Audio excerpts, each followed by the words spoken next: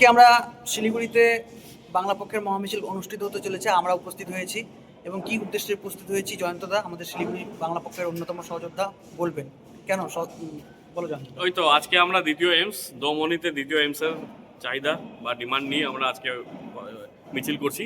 আর তার সাথে আমাদের থাকবে এনজিপি কেন্দ্রিক একটা নেটওয়ার্ক, রেলওয়ে নেটওয়ার্ক, যাতে এখানকার ডুয়ার্স বা যে কোনো আমাদের উত্তরবঙ্গের যে বাসিন্দা যারা আছে তাদের যাতে একটু রেল সুবিধাটা পায়, অনেকটা রাত্রির অবধি যাতে ওরা এদিক ওদিক যাওয়া আসা করতে পারে।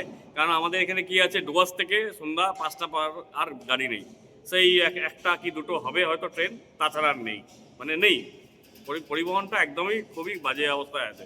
আর তৃতীয় হচ্ছে কেন্দ্র সরকার থেকে আমাদের যে এখানে যে বন্যা হলো ডুয়ার্সের এলাকাতে, ওখানে কিন্তু সেরকমভাবে কেন্দ্র সরকার থেকে আমরা কোনো ফান্ড পাইনি। আমাদের এখানে সেরকমভাবে কোনো রিলিফ বা কোনো ন্যাশনাল ডিজাস্টারের যে রিলিফ আছে, টাকা আছে, সেই টাকা কিন্তু আমরা পাইনি। তো সেইটার উপলক্ষে আমাদের সেই দাবিতে আমরা এই মহামিছিল অংশ হতে চলেছি। সকল বাঙালি যোগ দিন এবং সকল বাঙালি অবশ্যই নিজের অধিকার নিয়ে সচেতন থাকুন, কারণ এই মাটির মালিক আমরা বাঙালিরা, ভূমিপুত্ররা। এখানে আমাদের অধিকার চলবে এবং আমাদের যেটা অধিকার দিল্লির থেকে যেটা পাওনা সেটা আমরা নিয়েই ছাড়বো। একদম।